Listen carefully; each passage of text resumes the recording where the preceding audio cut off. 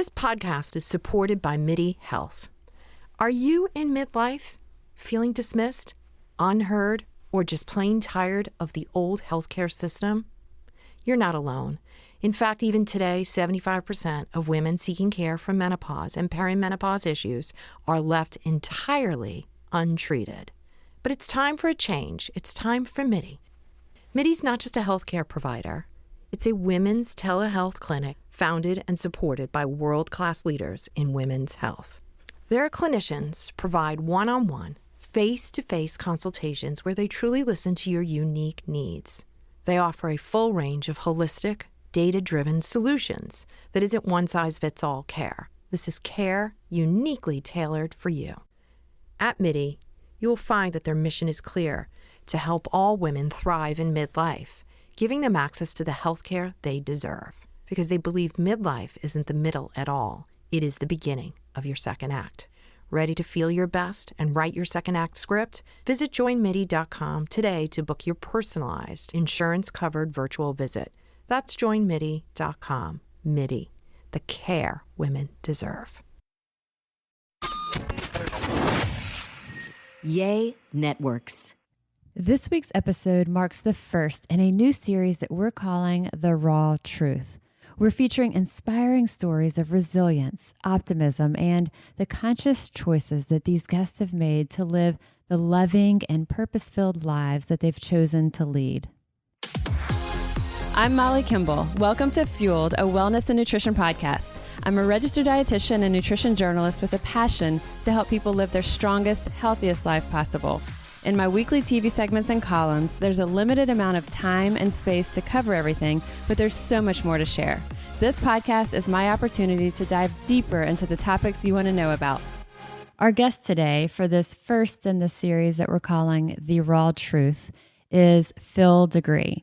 Phil has been a friend of mine for years. To everyone that knows him, Phil is a fun-loving guy. He's always the one he's got everybody laughing. He has the best attitude. He's incredibly generous with his time.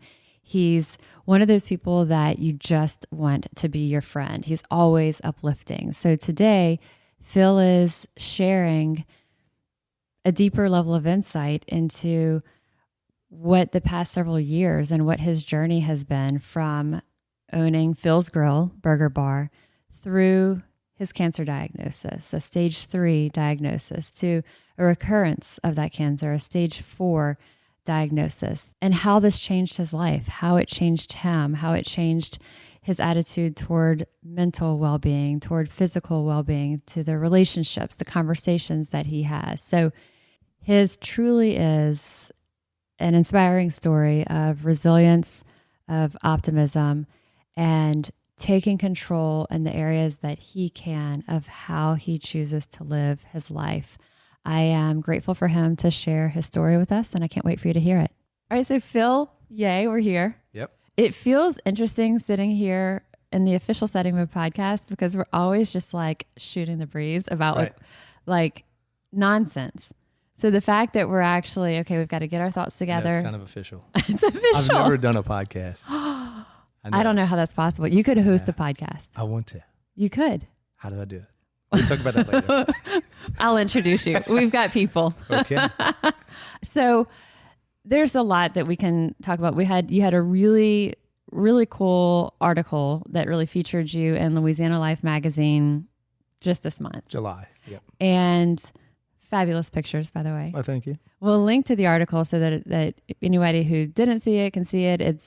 It really covers a snapshot, I guess, of your journey from burger joint owner to cancer survivor. Yep. It's a short article, though. I mean, it's good, long. It gets into it, but for really what's there, there's more. So today is for us to kind of go even deeper. That what's all the layers of that story that weren't told in that article, for us to talk through. Okay. So with that, you snapshot it for us of where you are now, and then I'd like to kind of backtrack to how we got here. So you're cancer survivor. Yep. Is it technically 2-time cancer survivor? 2 times. Yeah. I mean, I guess it's forever, right? Right. I mean, yeah. 2 times. And talk to us about the type of cancer, the severity, and then I want to backtrack a bit. So in June of 2015, 2 months before I turned 47, I was diagnosed with stage 3 colon cancer. Surgery and 6 months of chemo. And then 13 months later, it spread to my lungs. Same colon cancer, spread to my lungs. I had surgery again, removed half my left lung, and refused treatment, said I'm going to do it naturally. And 4 years later, I'm the healthiest physically, mentally, and spiritually I've ever been. And that's what this is about, of sharing that journey. Talking physically to give people, because I think a tangible, talk to us about what you're going to be doing this October. I'm doing an ultra marathon, 50 miles. 50 miles. 50 miles. So going from that diagnosis in 2015 to this, and anyone who knows you, you make everyone laugh. You know, I don't know if you know that. I'm always the class clown. You are the always. class clown. It's never failed. I mean, everyone who knows you, like they're first going to say how much they love you, and then they're going to say, "Oh, he's such an idiot." Yeah, yes, the men such say an that. idiot. Everybody says it. My mother said it. Your mom does. I was about to say the women are like, "Oh, I love Phil." The guys are like, "Oh, he's a good guy. He's such an idiot." I can't tell you how many times throughout my almost 53 years, my mom said, "You're such an idiot." And I mean, it's okay, but I got to laugh. So. Right. I'm always going for the laugh. That's what matters. Yeah. So now, okay, so you also, at that time of diagnosis, you had Phil's Grill, which we'll talk about, Phil's Grill burgers. And you now are doing like juicing on a regular basis, running. So growing up, what was that picture like at home? Was it healthy in the household food wise? Was it just kind of standard, like back in the day of mac and cheese? Kind of standard. You know, my mom did cook. My mom cooked a hot breakfast every day. So there were 6 of us. We weren't, I mean, my oldest sister was gone when I was probably 4, but so we weren't all in the house at the same time. But through my senior year of high school, my mom cooked a hot meal every morning and gave us like it was a menu. Like, okay, what do you want? Like, eggs. Well, how do you want your eggs done? And I wrestled 7th grade through 12th grade. So sometimes I'm cutting weight and she still would, you know, I would say, oh, I want, you know, oatmeal. And she'd say, no, you have to eat half a grapefruit.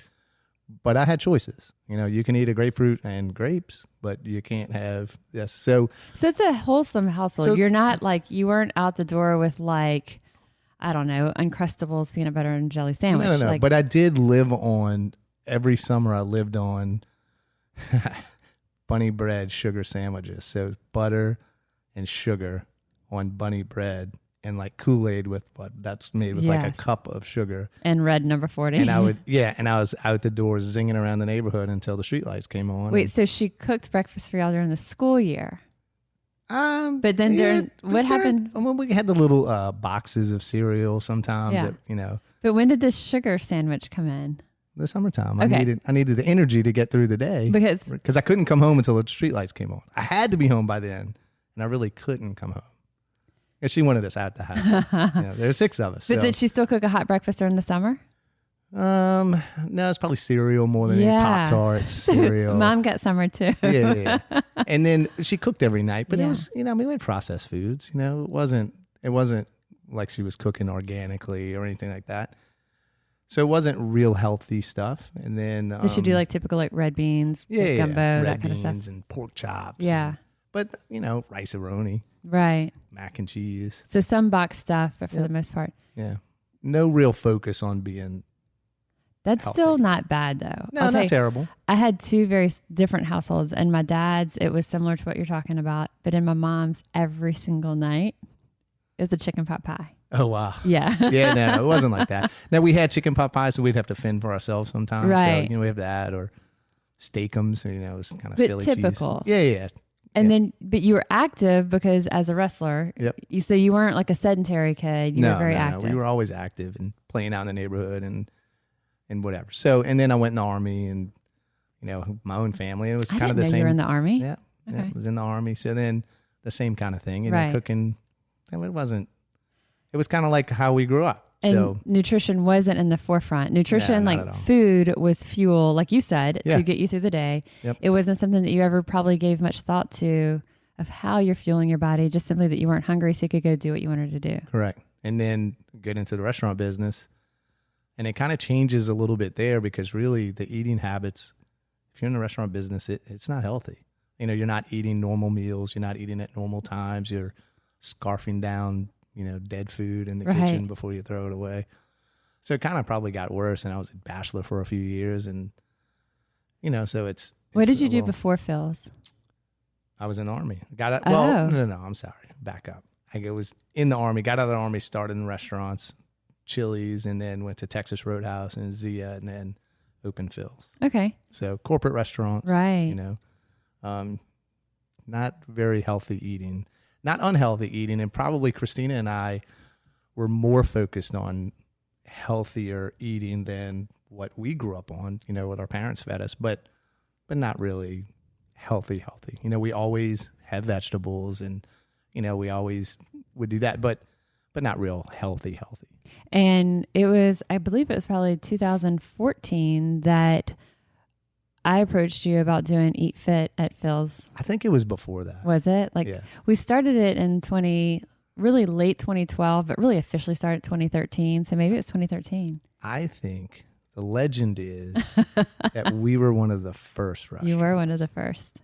Because you were doing the regular segment on WGNO with my friend Jocelyn. Yeah. So that was 2012. So I think it must have been 2013 because she would always, oh my God, Phil's hilarious, Yeah. And then you heard me tell this story the other day to people. I always heard her talk about you. I had not seen the segments. And then I walk into Phil's to see you and I had messaged each other, maybe email, about, hey, would you guys be interested in being an Eat Fit partner? And people were like, Phil's Grill, the burger place? Right. You think they could be like an Eat Fit partner? I'm like, yeah, because at that point too, we were so new. It was who to maybe have like a contact with or who we might trust. And I walk in, I didn't realize it was you sitting there. And I'm like, hey, I'm here to meet with Phil. You like deadpan. You're like, I'm Phil. And you have like no smile. And I was like, oh God, this guy hates me. He thinks like I should have done my homework a little bit better. Yeah. That's probably what I was thinking. You were probably absolutely thinking. I was probably thinking, what is she trying to sell me? Right. Right. How much is it going to cost me? Yeah. Nobody believes it's free, you know? Let's pause for a minute to talk about Human, one of our sponsors for this week's episode.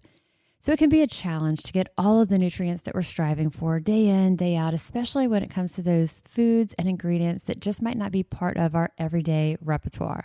So I love that Super Beet Heart Chews makes it incredibly easy. They combine non-GMO beets with antioxidant-rich grapeseed extract, helping to promote normal blood pressure as part of a healthy lifestyle. Just 2 of these little sweet treats with 20 calories and just 2 grams of sugar each have been shown to support healthy blood pressure, circulation, and heart health, and help to reduce oxidative stress. Healthy blood flow means more energy without caffeine, without stimulants. So support your heart health easily with Super Beet Heart Chews. Get your Super Beet Heart Chews today at superbeets.com/fueled. And when you buy 2 bags, they will throw in the 3rd bag for free. That's superbeets.com/fueled. So before that, so if you don't know Phil's Grill, we were just obnoxious. I mean, I'm obnoxious by nature. And so the menu was obnoxious. And I had, a deep fried burger on it and just obnoxious stuff. You had themed burgers. Yes. Yeah, they were themed. But I mean, you could do whatever, but you could also be healthy. And I really didn't take that into account until another lady came to me and said, I have celiac and I can eat at your restaurant.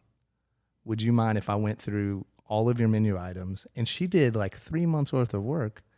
And like calling vendors, called Heinz, like what's in this that has gluten. And she identified everything on the menu. Yeah, you're right. You had everything as gluten-free. So we were already it kind of got me thinking. Yeah. And she was like, listen, my whole family can come eat and I can actually eat and not get sick. And then I had a niece diagnosed with it, then another niece diagnosed with it. So it was kind of neat. And then when you came in, I was like, oh, this is great. Right. We can really accommodate people. Yep.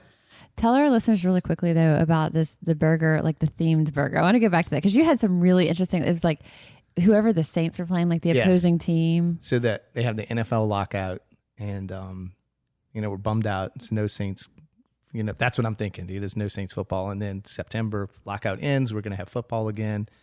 And I said, what if we do a burger every week based on who the Saints play? So my chef at the time's like, you're crazy. And I'm like, no, it'll be fun. And so we had to do a lot of research. But every week we would do it, and some of them were easy. Okay, we're going to play the Dolphins, we're going to do mahi. But if we're playing Indianapolis, like, what are we going to do? Right. And it was Wiener Schnitzel, because that's the official sandwich of Indiana. No. Yeah, it was great. I like that you say Wiener Schnitzel with a V sound instead of a W, because it's that's proper. how you say it. Right. But I think most people would say Wiener Schnitzel. I have some German heritage. So that's the official sandwich of Indiana. Of Indiana is the Wiener Schnitzel. So is there a big German population in Indiana? I have no idea. I didn't get that far into it. Like, once we got the sandwich, we were like, whew, good. But Detroit was really hard. And that year we played Detroit twice, because we played them in the playoffs too. Well, we're doing all kinds of research, and we're having a typical Phil's Grill meeting. It's me and Justin and Shannon who's doing our marketing. And we're, yelling at each other and throwing paper at each other. It's a stupid idea. This guy comes up to us. We're in the middle of the restaurant. This guy comes over to us and he's, I can hear your conversation. We're like, uh-oh. He goes, look, I'm from Michigan. We eat a lot of roadkill. And we're like, what? And he goes, yeah, you know what Ford stands for? Found on road dead. So clearly he's a Chevy driver making fun of Ford. So we do a venison burger. Well, I tell that story, and then a couple of weeks later, I get a phone call, and they're like, Phil, this is a reporter on the phone, and she says she's from Seattle, the Seattle paper, and she used to cover the food scene in Detroit. Well, I don't think it's real, and I'm laughing at her. I'm like, yeah, like, there's a food scene in Detroit. And now I'm mocking her and the city of Detroit. What's an interview? And then this story drops, and she look what this guy. That's what she called me. Look what this guy in New Orleans is doing. And it had a picture of a dead squirrel. And she's now mocking me that I'm doing this. And oh my gosh. Yeah, so that's my Detroit story. And it like hit the AP press. It's like a national story. I was like, oh my God. I would go after the opposing players on Twitter. Oh, that's hilarious. And so this defensive end, I can't remember his name, Jared somebody from Minnesota. It was a shiitake mushroom on the burger, and he said some disparaging remarks about New Orleans after Katrina. Should have washed us away or something like that. So I'm killing him on Twitter, and he finally fires back at me, and I'm like titling everyone like shiitake on Jared. I can't remember this guy's name, but he's a Hall of Famer, and like shiitake on you and shiitake on the Vikings. And he finally fires back at me. He's like, dude, leave me alone. I was like, yes. Success. Yeah. And so I brought so much attention to it that I got trademarks on the Lumberger trophy. Right. And there's not a Lumberger trophy. It was a drawing, but the NFL sued me. And so now that got me a lot of attention. And then I would go after Roger Goodell and, on Twitter, and yeah, we had a lot of fun with it. So this is the Phil of Phil's Grill. Yeah, this is how obnoxious I am. And so then to kind of go forward through this journey, so that sets the stage. Yeah, that's the life you're living. So you can be serious about your health. And I did so your husband turned you on to the bison burger, right? And that was like, I used to eat the bison all the time. So I was kind of healthy, but I ate burgers literally every day. It's probably not a healthy thing. So this is like how you're rolling. Like that is everything we just talked about is like the entertaining life that Phil is leading. And you had one location, you opened a second, you opened a third. So this is just like growing, and you're like, your focus, I'm sure, is like spread with family, with kids, with restaurant. And at this point, like you're probably just like blowing and going. You're not thinking about health. You're, as you said, like Christina's mindful of what she's making at home, but it's sort of still an afterthought. And then you start to have this stomach pain. Yeah. So I dealt with pretty severe stomach pains for about 5 months, and it was never consistent. The symptoms were never consistent. Plug it into WebMD, it would give me 20 things wrong with me. Never once suggested cancer. Went to my doctor, went to the ER at one point. They said it was probably just stress. and everything is just kind of checked out, so okay, whatever. I was working out pretty hard at the time. And it would come and go, the pain? It would come and go. Some days I was just, it was hard to stand up, and it was never consistent though. And we were on vacation, and I noticed that I dropped like 12 pounds, which on the one hand was good, right? But on the other hand was very alarming. And I remember, I come out of the bathroom, I tell Christina, I said, man, I've dropped 12 pounds while we were on vacation. And I had been in a lot of pain, and she was the only one that knew I was in a lot of pain. And she said, you need to make a doctor's appointment. And so I emailed my doctor and said, look, this is what's going on. And he goes, okay, come see me on Wednesday. And we got back in town on Friday, have an appointment for Wednesday. Saturday, I go to work and I can't stand up. I was pale, I was feverish, and I can't stand up straight. And I said, I got to go to the hospital. And that was it. Yeah, all downhill from there. So in the hospital, I guess the ER. Yeah, so I went to the ER, and I go in with WebMD pulled up, and I'm telling them what's wrong with me. And they said, your blood pressure is like 195 over 100. You're about to have a stroke. Is that WebMD? And I said, well, yeah. And the nurse literally took the phone out of my hand and said, like, let's put Dr. this. Google away. Right. And so we were in the hospital like about 9 hours. And they were running tests. They were running blood tests. Blood tests are negative. It's not cancer. X-rays. Like, let's go do a CAT scan. And the whole time that the doctor had been coming in and out of the room, giving us updates and checking on me. And she's got residents with her. We were there about 9 hours. She walks in by herself, closes the door, pulls up a chair. And she says, Christina looks at me and says, this isn't good. And she goes, it's not. She said, we found a mass, and it's big. Oh my God. And you're not going home without surgery. So that's what I call the talk. Like, you have the talk, and it's like everything's different. Like, we were laughing and cutting up because I'm on pain meds and I'm just an idiot to begin with. And now this, and the fear in Christina, I saw it. She's just like, this isn't good.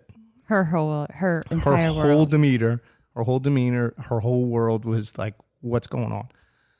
So it was a couple of days before they could do the surgery because my insides were a mess. And then I have the surgery. Coming out of the surgery, the doctor says, he's telling Christina, okay, we got the tumor. And I said, it is not a tumor.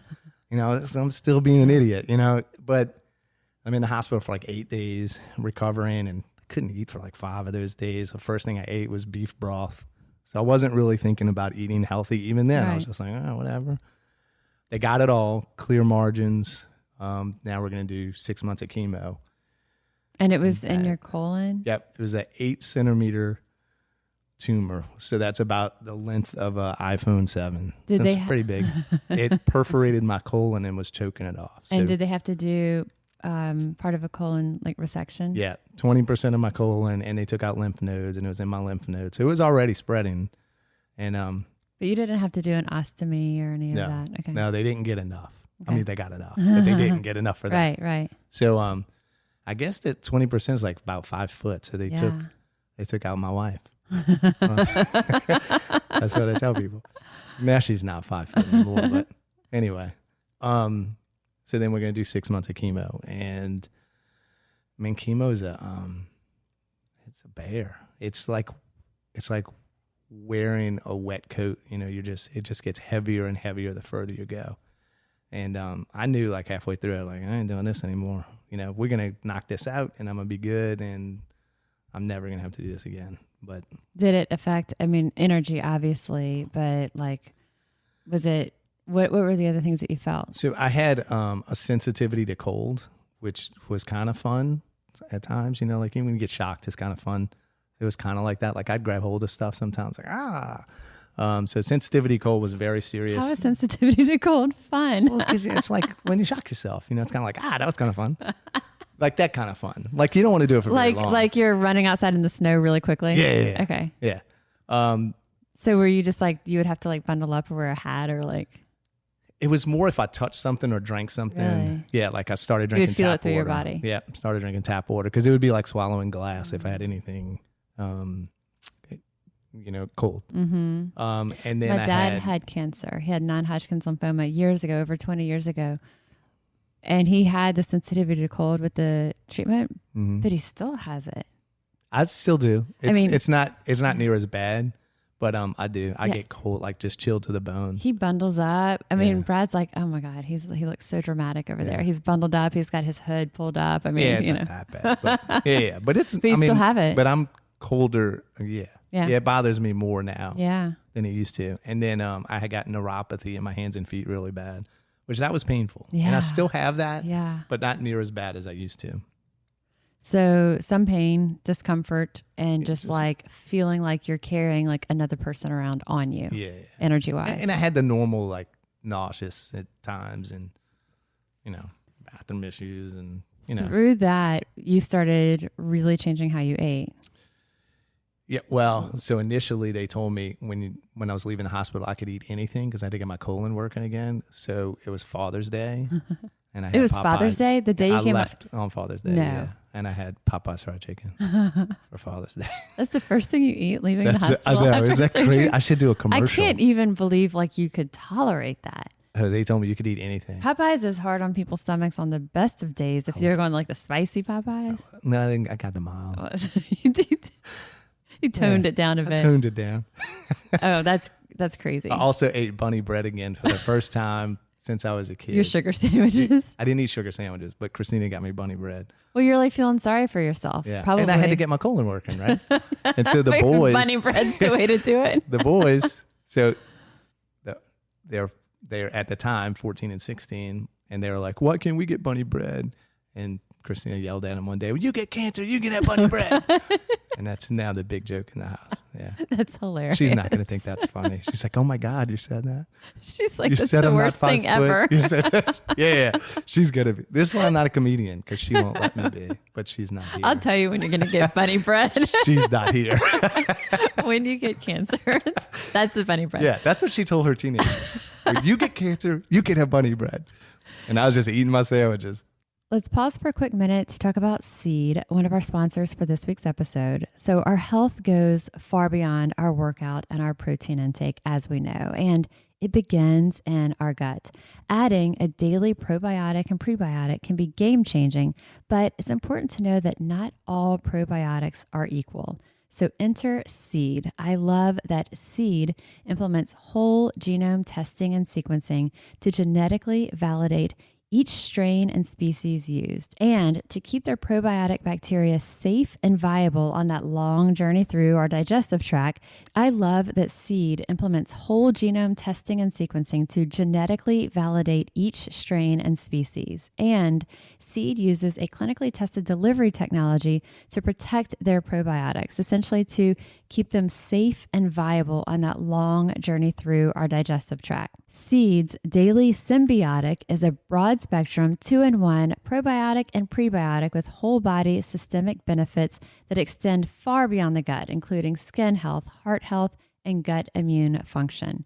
Start your new healthy habit today. Visit seed.com/fueled and use code FUELED to redeem 20% off your first month of Seed's Daily Symbiotic. That's seed.com/fueled, promo code FUELED. So through this too, I think that's just like a lesson learned too on listen to your body, because 5 months had passed. It had already started to spread into lymph nodes. It had grown to the size of an iPhone 7. So what would it have been if 5 months prior you had? Yeah. And I'm not somebody that goes to the doctor. Right. Like I just, well, you've got to think that something's like, you don't want to, you always think it can be explained to something else. Yeah. Oh, it's an ulcer, or it's stress. That's what I thought. Those are probably, I'm sure that's what you thought. We checked for an ulcer. That's not an ulcer. Well, it must be stress.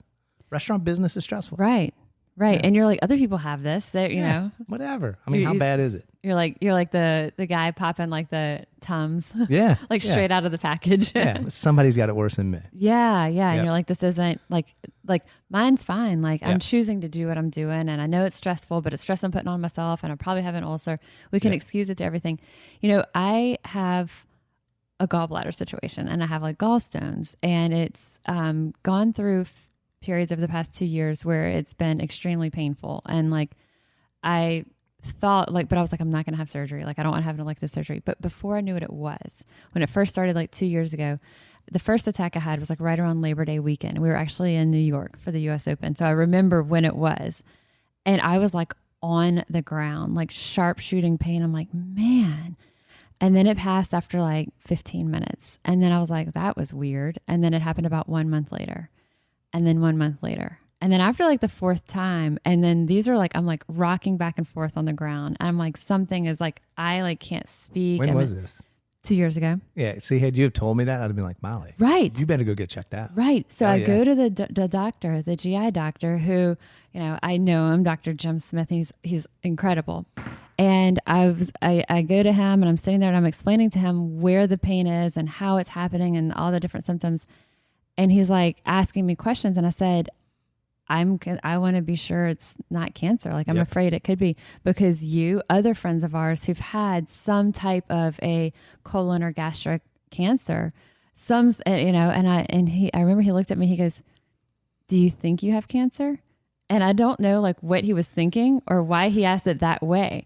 And I was like, well, I don't think that I do, but I've had these people that I'm very close with who've had exactly what we're talking about. And I kind of felt, I was like, I don't want to be that person who's like a hypochondriac. Yeah. So I think we have to be really careful of not that. And then it turned out I wasn't a hypochondriac. I mean, I do have something. It wasn't just, you know, but it's like, we can't be too careful. But that was what kept going through my head, because I was like, something is not right. And this is a pain like I've never had before. And I can't dismiss it anymore. Yeah.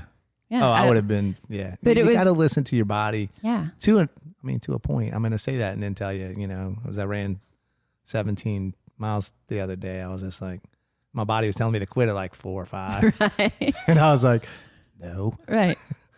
But no, you have to, and you have to do preventative stuff. So yeah, and not being afraid to like ask for help or take the time and stop what you're doing. And I mean, plug for virtual medicine. Like now you don't have to actually, it could have been easier for you back then, because now you can do a virtual appointment. You don't even have to get yourself to the doctor's office, you know, and to at least have that conversation and start to see. So it can definitely, I think. And you have Facebook. You can ask people on Facebook. Now it's Dr. Facebook because we want all of those opinions. Correct. Doesn't it seem like it? So talk to me. So the chemo treatment, it's 13 months goes by and you're like in remission. You're like, this is all right. And talk to me about like Christina at that point and her reaction and like your kids' reactions and how you have those conversations with them, because like, how did it change them? How did it change you during this? So I don't exactly know. I want to write a book about it, and I want to obviously interview them. I want it to be from kind of a kid's standpoint, obviously starting with my kids, but not necessarily just my kids, because I don't really know. I know that it affected them. I had specific images of what's going to happen to them if I die. And I thought, you know, I mean, it's stage 3. There's only 4 stages. We didn't say that yet. Yes. Yeah. It's stage 3 colon cancer. It's the 3rd leading cause of death in men. And it's stage 3 out the gate. I'm like, oh my goodness, you know? So, especially that first week in the hospital, that's all I thought about. Like, I got to get up and move. I got to move, you know? And my boys, I have 4 boys, and they're at 3 different chapters of life. You know, at the time. Now too. But my oldest is, you know, at the time, almost 27, married, starting his own family. And then the boys are 14 and 16, teenagers, and then the baby's 7. And that 14 and 16, that's kind of the most selfish years of your life. Yeah. They're probably I would imagine, were kind of focused on what they had going on. Well, of course. That dad's an afterthought, maybe. I could be Yeah. wrong, but a lot of times that age is. And I think they were really concerned because for one thing, nobody knew that I was hurting. Yeah. Christina knew, but that was it. I didn't tell anybody else. And now I tell everybody everything, but on the Facebook, but nobody could know. And so all of a sudden it's a big shock. Right. And the boys are different. They're all different and how they handle things. And my dad died when I was 12. So I kind of knew what it was going to be like for Jude. And Jacob's only 14, so it's really not that far away. So I kind of knew what it would be like for him. And I had these images in my head. And I can remember, I think it was my third chemo treatment. It's an accumulation. So the first one, I was like, this ain't that bad. And I had the beautiful view at Oshner. I'm looking out over the river. And then the next 2 or 3, I got a terrible view. And it's getting worse every time. The chemo is getting worse every time. And now I got a crappy view. And so it's just miserable. But I came home, I think it was my third one. I finish up on Friday midday. I get something to eat. I go home. I just want to go to bed. And I was in bed for 28 hours, just done. And I can remember Saturday afternoon at some point, the door opens and it's Jackson and Jacob. And I hear one of them say, "Is he breathing?" Oh my God. And I was like, oh God. And I lifted my head and I said, "I'm all right. I'm just tired." So they were thinking about that. Man, Dad we haven't seen him. He's just been in bed. And then they were going to a movie that, Christina's taking the boys to a movie to get him out of the house to be quiet and so I can sleep. And I got up and got dressed and brushed my teeth and said, "I'm coming with you." Oh. Because in my head, it was really affecting them. But we didn't talk about it. I didn't ask them, how are you feeling about Dad? Because one thing, I didn't want to talk about it, but I felt it. And then Jackson was a junior, starting his junior of high school, and he's wrestling varsity at Jesuit. And the first half of the year, he was not doing well. From what we expected, he wasn't doing well. And then I finished treatment in the first week of January, and he takes off. And his coach kept telling me, "Don't worry about it. He's working hard in the room. It'll click." And then, he said, in late January, we're preparing for the state tournament, and now he's seated. And he's like, "The only thing that changed was your treatment ended." So again, we never talked about it, but why didn't you talk to them about it? I don't know. And you still haven't. No, Jacob and I are the only. Jacob and I have talked about it. And Jacob's Jacob, he's about to be 21, so he's the number 3 in the 4. He was the 14-year-old at the time. Yeah. Okay. So Jacob's like my little mini me. He's emotional. He wants to ask a lot of questions. Wants to know. Jackson's like, "Man, I don't want to know." When did you talk with Jacob about it? At the time or since then? No, since then. So Jacob's written stories about me for school, and Jacob's read my journal, and because of that story. Did you journal the whole process? No, but I started after the second round. Which we'll talk about, yeah. I went on this stage 4 to 140.6 journey because I want to do an Ironman. Is that still on the horizon? Yeah, I just can't swim very well. Missing half a lung. Right, that's true. I'm running an ultra. Did I tell you that? I think. I hope. An Ironman is insane, but you are insane, so why not? I'm going to do it. Yeah. So I think it's interesting that even still. So tell us, you want to write a book. Tell us what the book is called. My Dad Has Cancer. We have to talk to our kids about it. Yeah. And I will. And Jacob and I have talked about it because he's a really talented writer. Yeah. And I said, "I want you to help me write this." Yeah. And he's like, "Oh, okay. Well, Dad, this is going to be hard, and we got to interview people, so it's, yeah. Yeah. I mean, it's just, I think that's a really cool concept. I think that parents need to know how their kids are feeling about it, what they're thinking or what they may be thinking, especially at different ages, and then, but also kids need to know too, what's Dad going through? Cause I had some pretty dark thoughts. I might die. Right. And my dad died, he was 52. and I was 12, and so I'm 52. Well, Right. Jude and I are the same, so Jude's 12 years old when now he's 13. I'm getting ready to turn 53, but Right. it was the same thing. I was just like, I know what this is going to be like for Jude. So yeah, I am. I'm going to write a book. Because it's also a really cool, because they're all at these different stages in life. Like you said, 3 really different specific stages of what was that like? And unfortunately, I mean, when we think about, if you said it's Jackson, who's the writer? No, Jacob, that if this is something y'all do and you're like, okay, let's talk to other kids. The sad thing is we know so many kids I know who've lost a father to cancer, that's. Or a mom. I mean, it'll be, my dad has cancer because, I'm the dad, but yeah.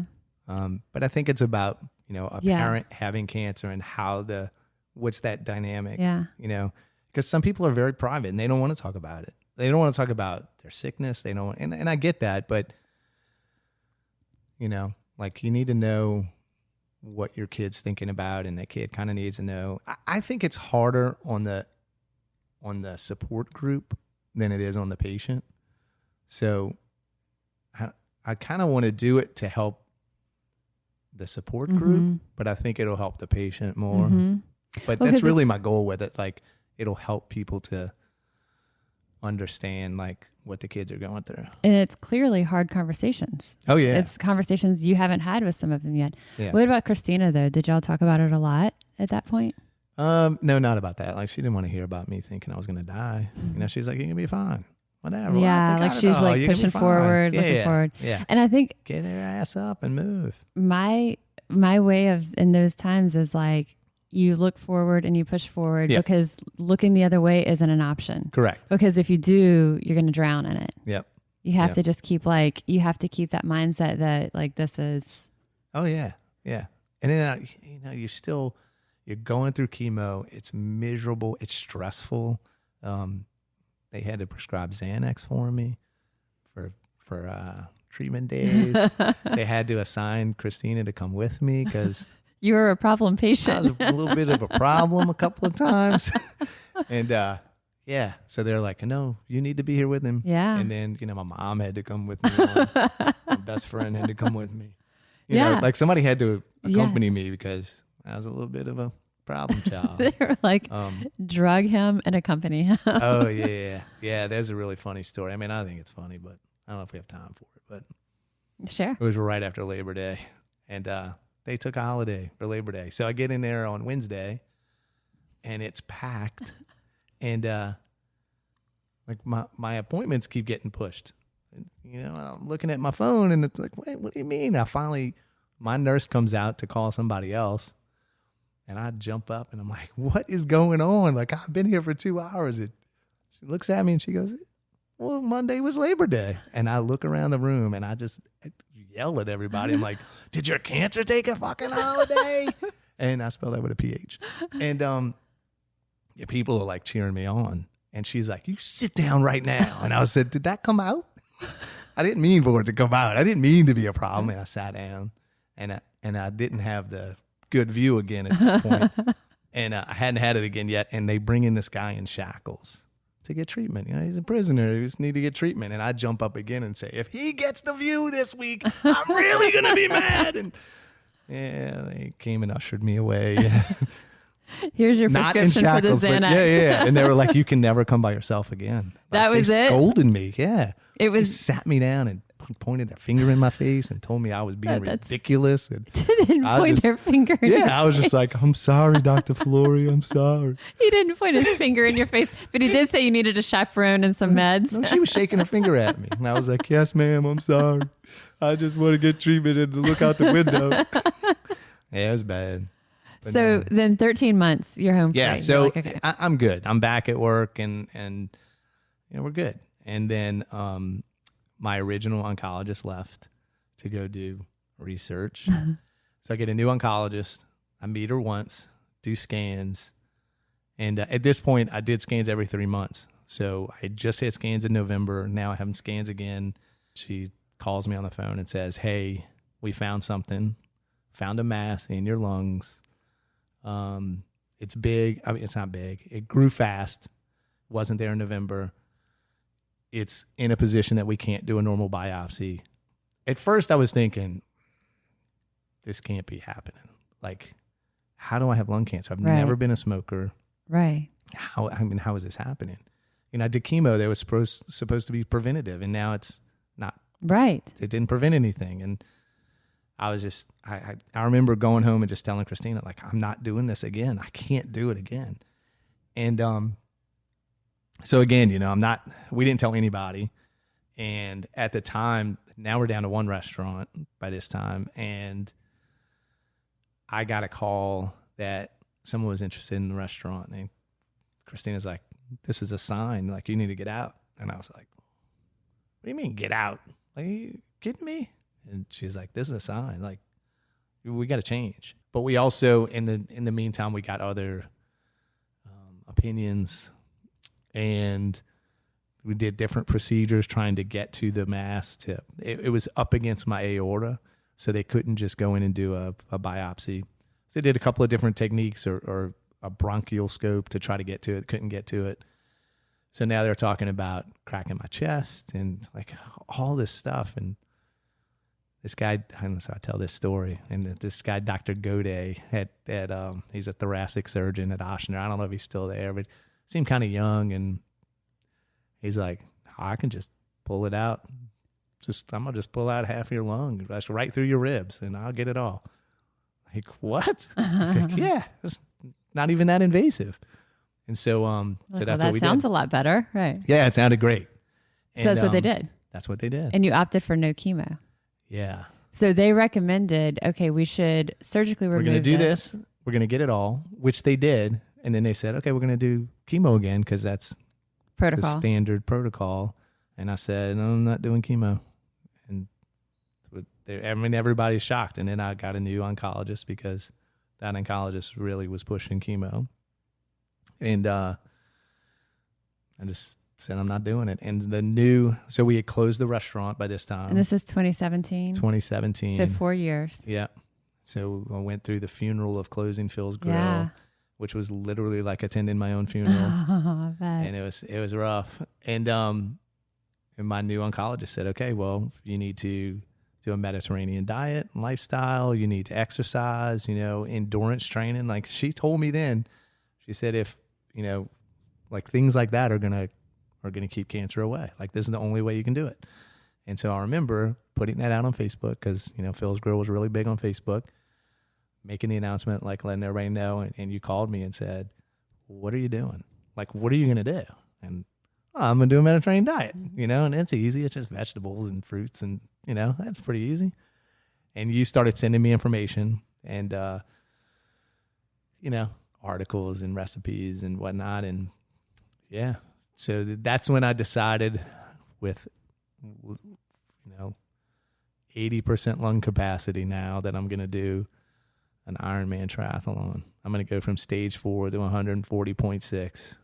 And then I got in the pool because we didn't say it was stage 4 at that point. Oh yeah. Yes. Yeah. So at this point of pulling the mass out. Yeah, we didn't know if it was stage 4 at that time, but right. But it didn't metastasize. Yeah. It was the same colon cancer. Yeah. That's crazy. Yeah. So most people would, again, okay, we surgically remove it. We're going to do chemo, other treatments. So you opt not to. Your doctor is guiding you in this, supportive of this. And the lifestyle changes of movement, that activity, heavy plant-based diet. So you're not vegan or vegetarian. Oh, God, no. But you'll still do fish-heavy diet, vegetable, plant-heavy diet, and then you'll still have red meat and other things. Yeah. So if you eat a Mediterranean diet, 100%, you're supposed to have red meat maybe once a month. Well, I have a couple more times than that. Chicken, you're supposed to only eat about 4 times a month. I have it more times than that. But yeah, it's, probably 80% Mediterranean diet. Yeah. Which to me, I don't really call it a diet. I call it a lifestyle. It's so easy. Like if you like vegetables, this is easy. Like right. We typically have 2 helpings of vegetables on our plates at every meal. So, and we do meatless days where we don't, and like sweet potato tacos I'm making tonight. And Christina and I, it's easy. I would be more veggie based, more plant based, but it's kind of hard when I still have a teenager at home and my wife who's like, and you like cooking, like you enjoy steak. with the recipes and yeah. And we should say now you work with New Orleans Fish House, so you've got access. So I've got access to fish. So it's funny, like Christina never ate salmon before, and now we eat salmon a lot. So because I have access to it, but now I can prepare it for you at home, and now she knows how she likes it. And do you cook most nights? Yeah. So for 25 years in the restaurant business, I didn't do anything cooking at home, rarely. And now I pretty much do everything cooking wise. And when you're eating at home is when I would imagine it is mostly, like you said, the Mediterranean style. Yeah, it's always. Yep. And then out is when your 20% of extras come in. Yeah. I had a burger last night. And that's totally normal. Like you're not. Yeah, I'm not like so obsessive with it. But I feel like I counter those, like I had a burger last night. But I counter that with, I ran 5 miles this morning. So, I push myself physically, I think I can account for that 20%. But you're not obsessive about it, but you're consistent with it. And it's really important to you. And I would like to be more, like I would be a pescatarian, I think, and just eat fish and vegetables. And, like I said, I got a wife and a teenager that are like, Dad. Well, and you're always like our eyes and ears with Eat Fit, because if you go to a restaurant and you had expectations that they've got something that's supposed to be Eat Fit and that isn't there, you're like, hey, heads up. Or they're not telling me about it. Right. Or it's not. So like I said, like we had gluten-free, awareness, and we were fanatics about, like, the staff. Like if somebody said, well, I'll take onion strings, like the staff would be like, well, that's not going to be gluten-free. Right. Well, I'm really not.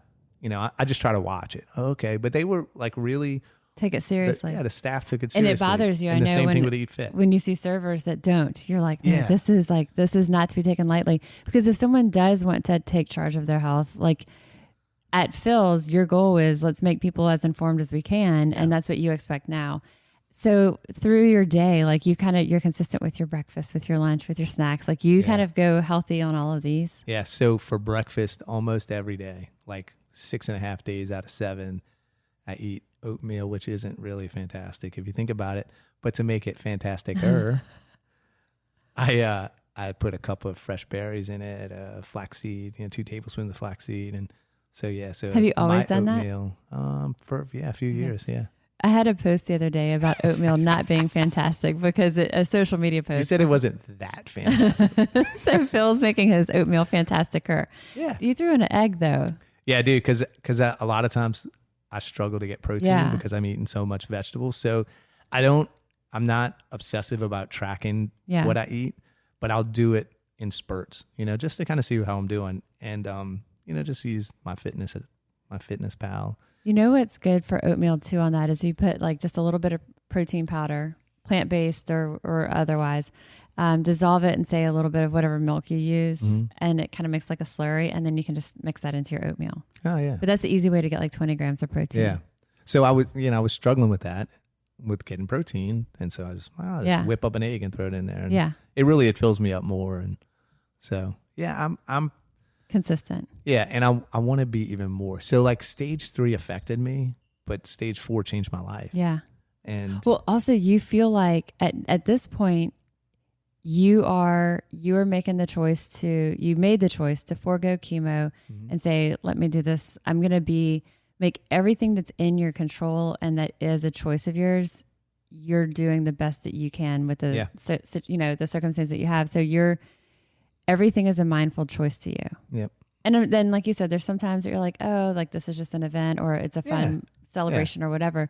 But for the most part, you look at each day how you choose to move with exercise, what you choose to maybe get upset about or not, how you choose to fuel your body. Like all of those things are a very conscious choice. Yeah. You have to be. Yeah. So, I knew stress was a big part of causing my cancer, and I knew my diet was a big part of it. So I changed both of those dramatically. What else did you change for stress to help reduce that? I think it's just a perspective. It's like when you have that talk, and that's what I call it, the talk. Right. We found the doctor talk, right? When you have that, it's a perspective changer. It's like, does it really matter? Does it matter if I win this argument? Right. I mean, and I'm pretty good at arguing. Right. But a lot of times I'm just like, it's just not worth it. In the last year and a half with the pandemic, man, this is a stressful time for people, and it's emotionally draining, and people are losing their jobs or not able to physically go to work, or it's been rough, and I struggle with that. At times I struggle. I know I went into the pandemic thinking I was going to be a fat unemployed alcoholic. I'm like, how can we support restaurants? Right. They're closed. Like, how is this going to work?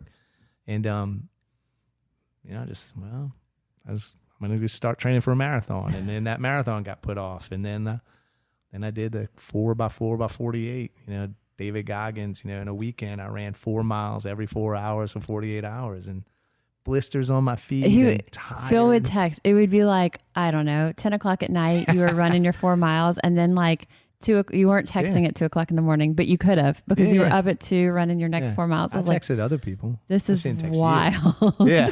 Yeah. Yeah. Yeah. And I finished that on Sunday, and I said, man, I can do an ultra. And by Tuesday I signed up for an ultra. Do you think those things, like pushing yourself that way, like, what do you think is driving you to push yourself physically in those things? Because I literally, I want to live, like, I want to be physical enough and live long enough that I'm not going to, just have that time with my kids and my grandkids. And yeah, I mean, I just, that's what I think about. Like, okay, well, I mean, Christina's 5 years younger than me. That means I got to live longer, because she's going to live longer. So pushing your body to what often is the physical limits. Yeah. It's for that. It's for the health. It's for that, to be there longer. But there's something else in that, because you don't do 4 miles every 4 hours for 48 hours. There's something else in there that's like, is it sort of like giving the finger to cancer? Oh, yeah. Okay. I say fuck cancer. But I spell it with a PH. So we can say it. Yeah, we can say it. It's all right. I have bracelets. I send them to people. I had shirts made. Mm-hmm. Yeah, I have a fuck cancer prayer list every day that unfortunately grows with, people reach out to me and say, hey, I need this. I need to talk to you, or, I need advice, or, my dad or my sister or my friend or whatever. There's people on my prayer list that I don't even know. I've never met them. Is that part of what is driving you as you're doing these intense? There's some purpose for me being so healthy, and I don't know what it is, but there's got to be some purpose. I mean, I have a lot of guilt about it. About you being healthy? A lot. Like, when you get cancer, you ask inevitably, like, why me? And then I'm healthy, and I ask, like, why me? And that's crazy. Like, and so we have a mutual friend who I ran into. I'm picking up to-go food, and I run into her, and her husband's on hospice, and he had a grueling battle with cancer, and he's on hospice, and we're talking, and I'm healthy, and she's like, oh my God. I'm like, she's celebrating that I'm healthy, and I'm like, I feel terrible. She's like, are you crazy? Like, what do you feel terrible about? And I'm like, I'm healthy. And she said, we need that. We need hope. She says, don't ever feel bad about it. But I do. Right. It's, I don't know. There's a purpose, and I don't know what that is. And, but it's hard. And so, I'm running, and I'm, I grew up Catholic. I'm Catholic, practicing Catholic. We're kind of, a little conservative, and, we don't wear our Jesus badge and talk about it. But I am more in touch spiritually than I've ever been. I pray a lot.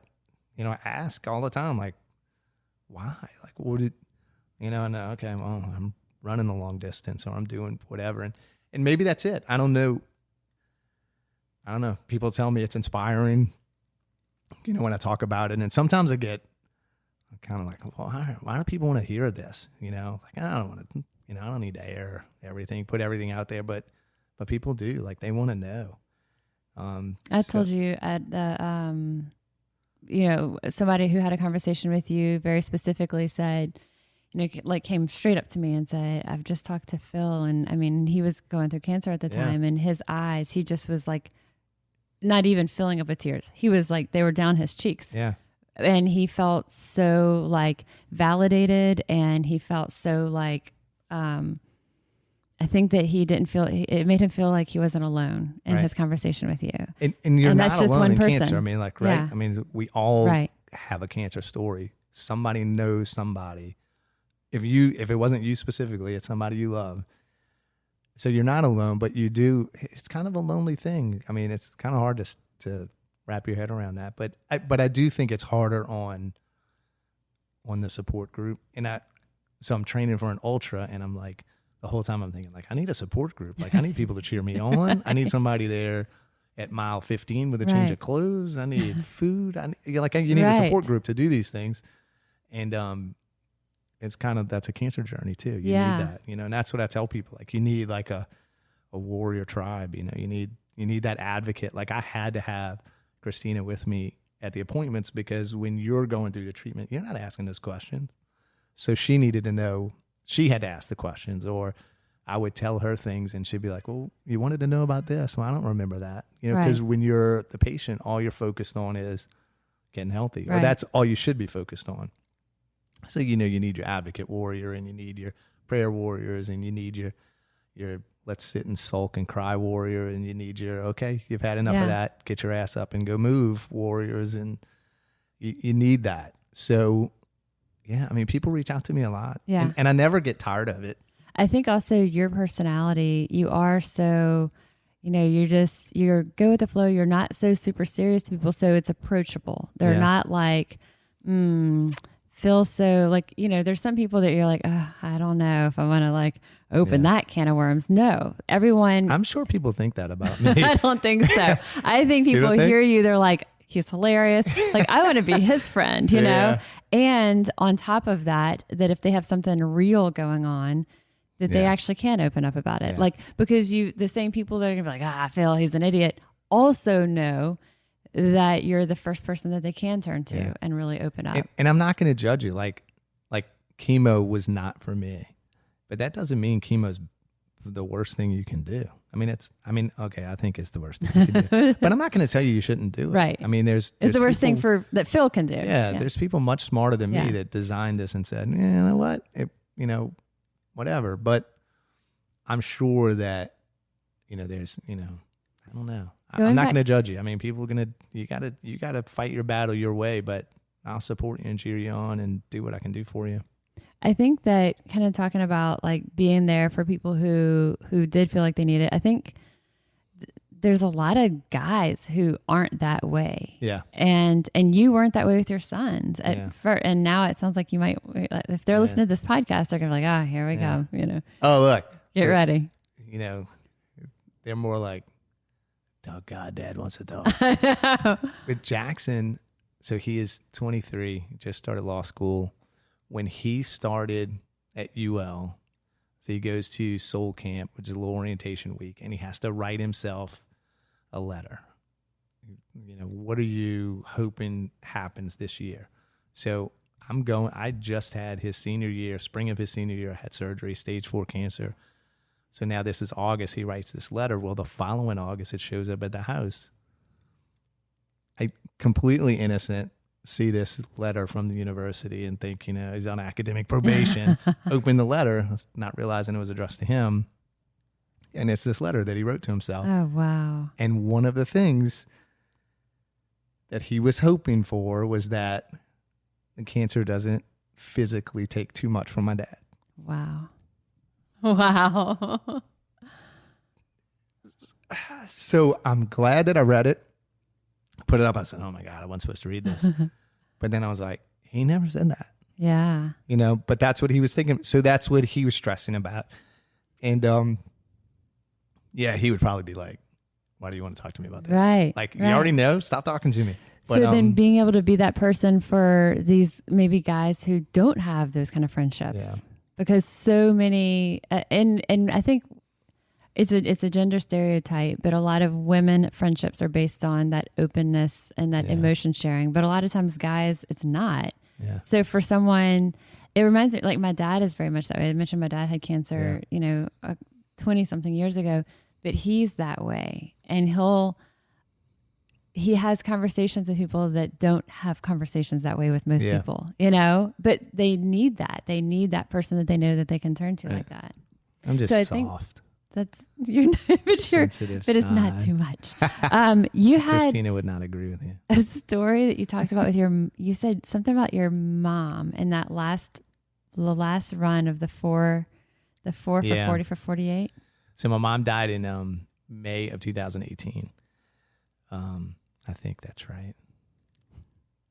Is that right? So she went through some of this with y'all. Yeah. So she did, man. Because she had to accompany, she was your chaperone for some of your treatments. Sit there with me sometimes and tell me to shut up and sleep. But it was a pretty rough battle with cancer, and for 9 months we didn't know what it was. So they hadn't diagnosed cancer, and ended up being esophageal cancer, and she's 90 years old. Well, she turned 90 during this time, and so it was a rough battle. But anyway, so my mom passes away, and so I'm on this run, and it's like my 2 a.m. This is like 6 months ago. Yeah, it's on my 2 a.m. run, and I pass over Jefferson Highway right at St. Rita's Church, and I just got this feeling that my mom was with me. So I turn off my music, and I just start talking to her. And then, and part of the talk is like, I'm hurting, I'm tired, I'm hurting. I don't know why I'm doing this, Mom, just whatever. And, but I'm praying. And then, I guess I kind of get to the end, and then the skies open up, and it's like a downpour. And I just kind of laughed and was like, that's my mom, like telling me like, shut up and run. Like, it was your decision. Just do it, you idiot. And that was just her. That's how she is. And she was pretty tough. That's like the first or the only time that you've had like such a feeling that she was right there. Yeah. Yeah. So she was kind of a badass. And maybe pushing yourself to those limits physically with like the training, also it tunes you into these things that if you're just going about your daily stuff, you're not, it's almost like you're breaking yourself down to a point where you're like raw enough to be tuned into that. Let's pause to talk a quick bit about Headspace, one of our sponsors for this week's episode. So you may have tried meditation before and it didn't go so well, or maybe you felt like you were just doing it wrong. If enhancing your mental well-being is part of your self-care plan, then you're going to want to check out Headspace. Headspace is your daily dose of mindfulness in the form of guided meditations and an easy-to-use app. It's one of the only meditation apps advancing the field of mindfulness and meditation through clinically validated research. I love that Headspace is so customizable for whatever we're dealing with right now. Whatever the situation, Headspace really can help us feel better. Headspace's approach to mindfulness can help us to reduce stress, improve sleep, boost focus, and just really increase our overall sense of well-being on our schedule, anytime, anywhere. We all deserve to feel as happy as possible, and Headspace is meditation made simple. Go to headspace.com/fueled. That's headspace.com/fueled for a free 1-month trial with access to Headspace's full library of meditations for every situation. This is the best deal offered now, so head to headspace.com/fueled today. So it's life and cancer battle and just life in general. You have to be mentally tough, and you just got to be able to just gut it through and get through stuff like that. So like right now, I'm doing 75 hard while training for an ultra marathon. I'm doing 75 hard, which it's really all about mental toughness. And that's what that 4x4x48 is too. And but a buddy of mine who's like, hey, I think we should do 75 hard. And so I read the book and I'm like, hell yeah, let's do it. And I'm on day 73, so I'm almost done. So for people who are like, all right, that's not for me.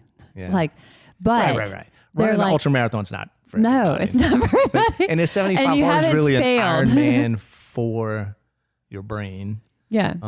But you can move. You Yeah. can, you just got to move more. You got to move more. You got to stress less. You got to eat better. It is very hard to be healthy in New Orleans. I mean, let's be honest. The lifestyle is not a healthy lifestyle.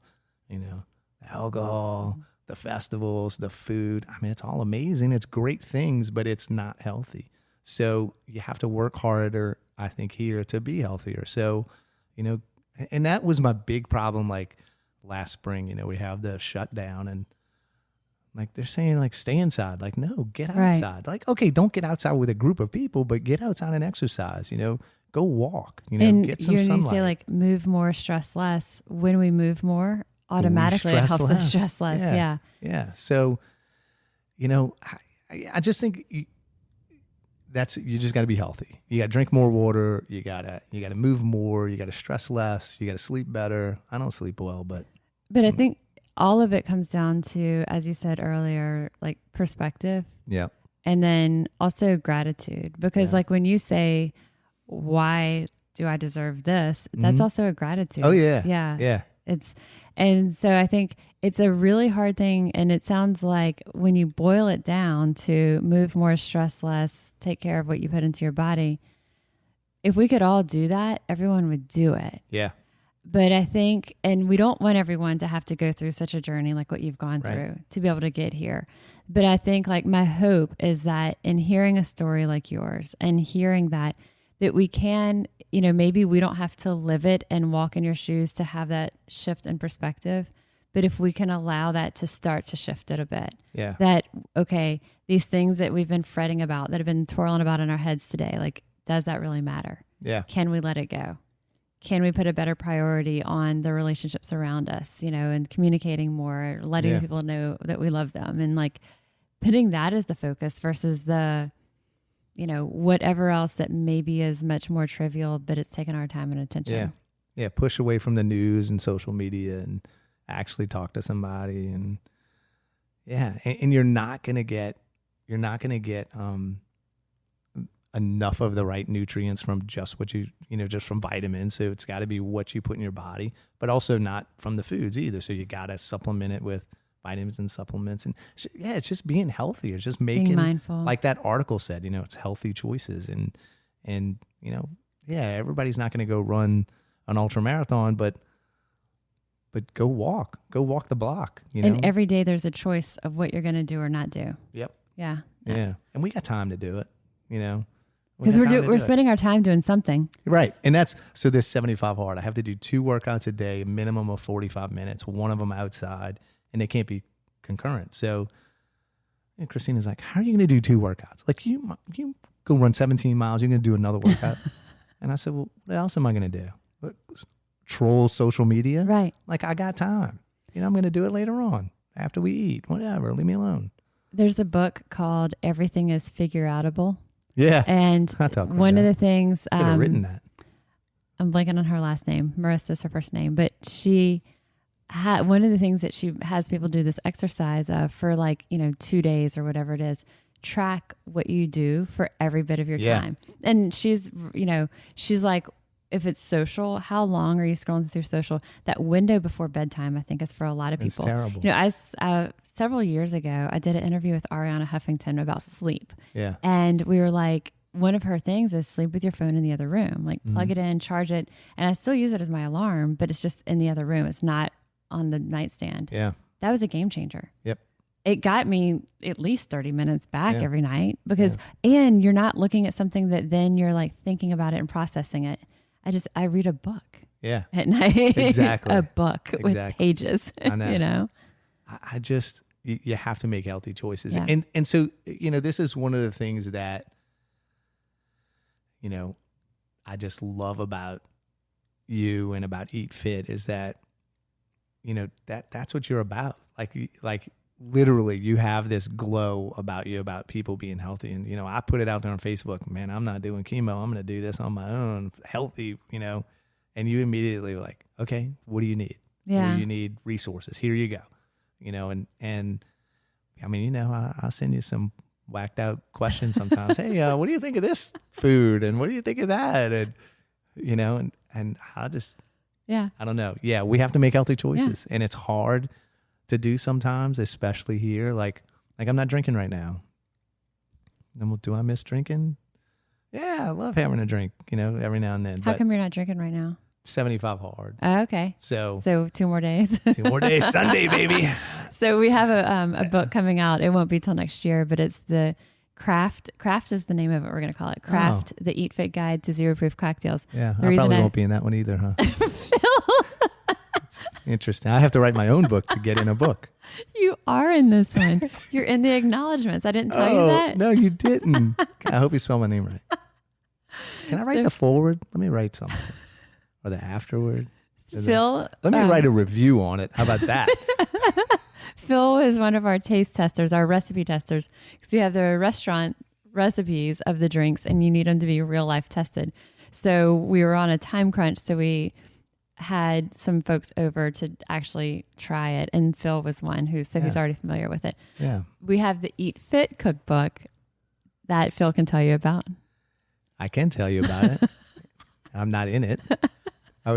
Didn't we just talk about how the legend of Eat Fit mentions me as one of the pillars of the whole program? And I don't, whatever. That's my story. Well, yeah, that's my story. I'm sticking to it. How many people have you heard me tell that to? Phil tells anybody who knows Molly, he feels like, ask her all the cookbook. I'm not in the cookbook. Yeah. But I was invited to the launch release party. And I really thought like, I'm going to be a bigger part of this. Like, you're going to thank me. Like, you didn't. Like, you take a picture with us. No, maybe you didn't even do that. Like, I didn't even get an acknowledgement. I'm like, hey, there's Phil over there. I stood in line to get my book signed. You didn't even get to cut the line. Yeah, I didn't even get to cut the line. So the Eat Fit cookbook was a compilation of Eat Fit dishes and etc. But Phil's at that point, Phil had moved on from Phil's and was with New Orleans Fish House and can't have a fish house. Fish, why not? So I should have made a fish house. It's something that if we could go back and add the bison burger and credit Phil's grill, gosh, would we? But no, anyone that Phil talks to, people are like, I'll also get tagged on social media. Like he's with Chef Meg of Commander's Palace. My nemesis. Because she was in there multiple times and she wasn't even the executive. She was the centerfold. She's a line cook at Commander's at the time. Okay, I know she wasn't a line cook. Yes. I know she wasn't the line cook, but still. That sounds better in your story. Yes, in my story, she's a line cook, and she's the damn centerfold. I've met this woman once, and I told her right off the bat, you are my nemesis. And she's like, it's nice to meet you too. She's the nicest person. Yeah, I know. She really was nice. She was a good sport about it. Took a picture, and we sent it to you. Like, we're almost friends. Look at me and Meg. So anyway, Craft is the name of the book, but in 2 days you'll be back to the booze. So I'll be back. I'll be back on the booze. But so enough about all that. But yes, we can't get through a full podcast without. I was like, this can't happen without you mentioning. I was trying to be professional because I have headphones on and a microphone in front of me. But it's got to come out that Phil. Oh, you brought it up. I know. Yeah. I mean, anyone who's listening would be disappointed if we didn't. Yeah. So too many people have heard that story. They're probably like, God, he's so get over it. Get a deep fried burger for God's sakes. It's somebody who doesn't really know Phil that well. It's also like, is he really upset about this? A little bit. I know, and he is, and it shows. He's a little bit upset. He's still smarting from it. Yeah. So our takeaway of perspective, gratitude, and you said it earlier. Someone's got it worse. You know? Somebody does. And, I tell my kids that, like, look, man, somebody got worse than you. You just got to work through this. You got to grind through it. It's whatever it is. You just got to grind through it. And, sometimes I get told, Dad, you read too much of that Navy SEAL stuff. It's like, well, you have to be mentally tough. And that's what life is. And I'll tell you, some of this I get very emotional about, as you have witnessed. And, Christine is just like, she's a rock. She's like, what are you crying about? She's like, baby, don't cry. True. You just keep grinding. Yeah. So, yeah. When I came back from my 4x48, when I finished it, So my 11th run was the worst. I had this huge blister that I ran for like 20 miles on. And I'm just laying on the sofa. I got to get out and run. And she's like, you can just quit. You don't have to do that. And I get up and go. And my 12th run, I come back and she's got Rocky music playing for me. So that's cute. Oh, that's awesome, baby. That's Thank you so awesome. much. And she goes, man, you ran 2 marathons. And I said, well, not technically, because 2 marathons would be 52 miles. And she said, well, go run another 4. Like, did you? No. No. I said she's a rock, not me. Right. And it's easy for her to say. Yeah, Go run. I probably said that. Well, it's easy for you to say, but And just as you say, you have to be resilient, and that's to me. So the 2 things. So I have my fuck cancer bracelet, and when people reach out to me, if I run into somebody, or whatever, a lot of times I'll just give it to them. I have another one, or I'll write somebody a letter and send it to them. But on my bracelet, it says fuck cancer on one side. I said it again, but it's with a PH. Mm-hmm. And then the other side says make it count. A friend of mine sent me this poem about making it count. Like, don't ask to not have that challenge in your life, whatever it is. And, for me, it was cancer.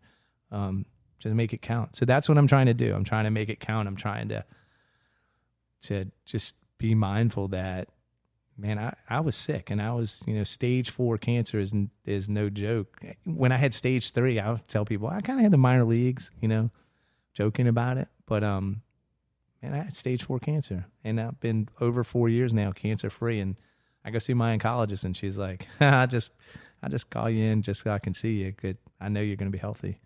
And thankfully I am. Yeah. So I want to knock on some wood. Yeah. And do you think, is that, the poem Make It Count, is it something that is it short? Is it long? I think so. Yeah. I wonder if we could put it in the notes, the episode notes for the podcast. Yeah. So we have that. Yeah. We'll put that in there. Okay. So about cancer with a PH. Yep. Make it count. And things are a choice. There are some things, of course, that aren't a choice, but largely our mindset, what we're putting into our bodies, how we move our bodies is a choice. Yep. Awesome. Thank you for sharing this. Like I've known bits and pieces along the way, tying it all together like this, and also just kind of tying that in with your mindset and what's driving you and what's fueling that. I really appreciate it. I think it's inspiring to me. I know we know it's inspiring to others. And I know there's going to be a lot of people who can't wait to hear this and learn more. I want you to write down how many, I don't know, I guess followers you have now, and then afterwards, and see if, because probably if I was in a cookbook, you'd have gotten sold more. And now if, maybe you'll do more, maybe I could be a regular, we could do this more often. This is my first podcast. And I think you should host your own. I really do. You could do it. Okay. And the headphones look good on you. Yeah. Awesome. But no one would see it because we're not. But I would have to have a video, I think, too. Yeah, you can do both. Yeah. Like Joe Rogan. Yeah. Yeah. I could do that. And then Andy Frisella. Get tatted He's up. my favorite. No, I'm not going to get tatted up. The only tattoo I'm going to get when I do my Ironman is fuck cancer, stage 4 to 140.6. On your ankle? I don't know. No, I think I'm going to get right above my scar from Yeah. my port. So, yeah, I'm not a tattoo guy. Not to have anything against them. I just never, it's a choice. Yeah. And I'm just like, oh, man. But that's a very purposeful one. Yeah. Yeah. Yeah, I'm going to do that. So the plan is June of 2023, Ironman Coeur d'Alene, because Corey and his family live in Coeur d'Alene, Idaho. So all the kids and grandkids could be there for that. And you're saying it out loud. I'm saying it out loud. All right. Yeah. Christina said, okay, baby, 2023. Yeah. So. Well, you say it out loud, it wills it to happen. Yeah. Awesome. All right. Thank you, Phil. Thank you. I can't thank Phil enough for joining us today, for just being so open with his emotions, with his story. He's someone that anyone who knows him knows that he's just fun-loving. He's always going to be up for the party. So to hear the story of what's really there, when you start to kind of peel back these layers and hear what he's gone through, the conscious choices that he makes every single day to put wellness, mindfulness, his mental health, his physical health, to keep these a top priority every single day, this is a very conscious choice front of mind for him. So for me, I thought I knew Phil. I thought I knew a lot about him, and this puts everything in a whole new light. So I turn this huge thank you and gratitude to Phil for joining us. I hope that you've enjoyed this first in our series of The Raw Truth, and there will be more to come. I am registered dietitian Molly Kimball, and you've been listening to Fueled Wellness and Nutrition, the podcast. If you would like more Fueled Wellness and Nutrition, please head over to mollykimball.com, and you can follow me, Molly Kimball RD, on Instagram, Facebook, and Twitter. And if you haven't yet, please subscribe, rate, and review this podcast on Apple Podcasts, Spotify, or wherever you download your podcast. And join us next week for another dose of Fueled Wellness and Nutrition. Thanks for listening, and stay focused on living your strongest, healthiest life.